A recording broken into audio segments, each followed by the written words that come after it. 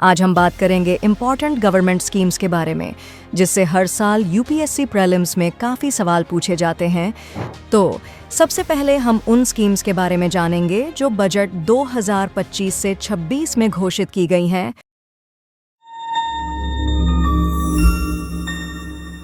प्रधानमंत्री धन धान्य कृषि योजना। इस पहल का उद्देश्य खेती के तरीकों को आधुनिक बनाना और किसानों को वित्तीय सुरक्षा प्रदान करना है।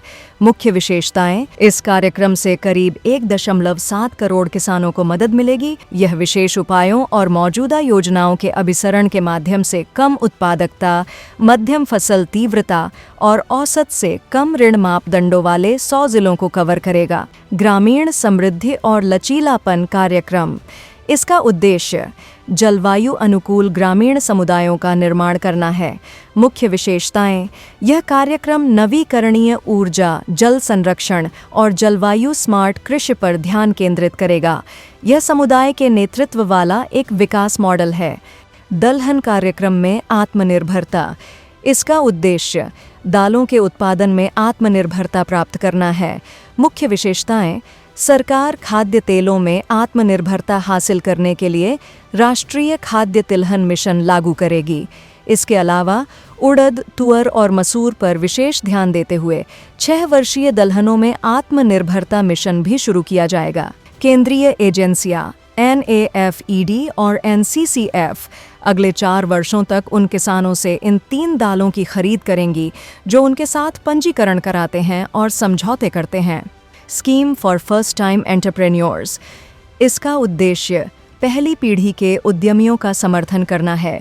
मुख्य विशेषताएं: इस योजना के तहत अगले 5 वर्षों के लिए 2 करोड़ रुपए तक का टर्म लोन दिया जाएगा। इसमें स्टैंड अप इंडिया योजना से सीख ली जाएगी। इस योजना के तहत प्रबंधकीय और उद्यमिता कौशल के लिए ऑनलाइन क्षमता निर्माण का आयोजन भी किया जाएगा। सक्षम आंगनवाड़ी और पोषण 2.0। इसका उद्देश्य बच्चों, गर्भवती महिलाओं और स्तनपान कराने वाली माताओं के लिए पोषण संबंधी परिणामों में सुधार करना है। मुख्य विशेषताएं: डिजिटल निगरानी के साथ स्मार्ट आंगनवाड़ी केंद्र बनाए जाएंगे। सरकार द्वारा कुपोषण हॉटस्पॉट पर विशेष ध्यान केंद्रित किया जाएगा। भारतीय भाषा पुस्तक योजना। इसका उद्देश्य राष्ट्रीय शिक्षा नीति 2020 के तहत भारतीय भाषाओं को बढ़ावा देना है। मुख्य विशेषताएं: 22 अनुसूचित भाषाओं में पाठ्य पुस्तकों के प्रकाशन के लिए अनुदान प्रदान किया जाएगा। वैश्विक शैक्षणिक सामग्री का क्षेत्रीय भाषाओं में अनुवाद किया जाएगा। Social security scheme for welfare of online platform workers. इसका उद्देश्य गिग और प्लेटफॉर्म अर्थव्यवस्था के श्रमिकों को सामाजिक सुरक्षा प्रदान करना है। मुख्य विशेषताएं: ऑनलाइन प्लेटफॉर्म गिग वर्कर्स को स्वास्थ्य बीमा, पेंशन और दुर्घटना बीमा की सुविधाएं प्रदान की जाएंगी। SWA-MIH fund 2। इसका उद्देश्य रुकी हुई रियल एस्टेट परियोजनाओं को अंतिम मील फंडिंग प्रदान करना है।